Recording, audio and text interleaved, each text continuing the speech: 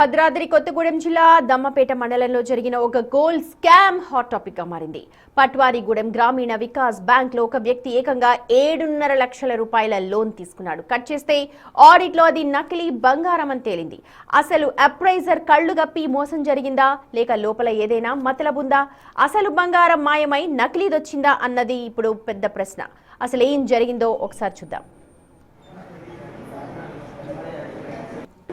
దమ్మపేట మండలం పట్వారిగూడెంలోని గ్రామీణ వికాస్ బ్యాంక్ లో ఈ ఘటన జరిగింది. నెల రోజుల క్రితం ఇదే గ్రామానికి చెందిన ఒక వ్యక్తి తన భార్య నగలను కుదోపెట్టి 7.5 లక్షల రూపాయల రుణాన్ని పొందాడు.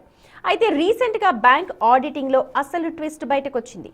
ఆ నగలను పరీక్షించిన అధికారులు అవి నకిలీవి అని తేల్చడంతో ఒక్కసారిగా అందరూ షాక్ అయ్యారు. సాధారణంగా బ్యాంక్ లో గోల్డ్ లోన్ ఇవ్వాలంటే గోల్డ్ అప్రైజర్ క్షుణ్ణంగా వాటిని తనిఖీ చేస్తూ ఉంటాడు. క్యారెట్లను లెక్క పెట్టి తరుగు తీసి పగడ్బందీగా లోన్ ఇవ్వాల్సి ఉంటుంది. మరి ఇంతటి భారీ మొత్తాన్ని ఇచ్చే ముందు అప్రైజర్ ఏమైనా నిద్రపోయాడా లేకపోతే ఇందులో అప్రైజర్ హస్తం కూడా ఏమన్నా ఉందా అన్నది ఇప్పుడు పెద్ద ప్రశ్న. దీనిపైనే దర్యాప్తు చేస్తూ ఉన్నారు. మరోవైపు ఈ వ్యవహారం బయటకు పొక్కడంతో సదరు వ్యక్తి ఏదో పొరపాటు జరిగిందని వెంటనే డబ్బులు కట్టేస్తానని చెప్పి అధికారులతో ఒప్పందం చేసుకున్నట్టు కూడా మనకు సమాచారం అందుతోంది. అయితే బ్యాంక్ మేనేజర్ మోహన్ సింగ్ మాత్రం ఆడిట్ ఇంకా కొనసాగుతోందని పూర్తి వివరాలు చెప్పేందుకు దాటవేత ధోరణిని ప్రదర్శిస్తున్నారు.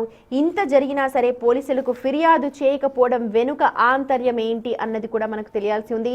లాకర్లో ఉన్న అసలు బంగారాన్ని ఎవరైనా మార్చేశారా లేక మొదటి నుంచే నకిలీదే తాకట్టులో పెట్టి రుణాన్ని తీసుకున్నారా? ఈ గోల్డ్ మాయాజాలం వెనుక ఉన్న అసలు సూత్రధారులు ఎవరో ఇప్పుడు తేలాల్సి ఉంది.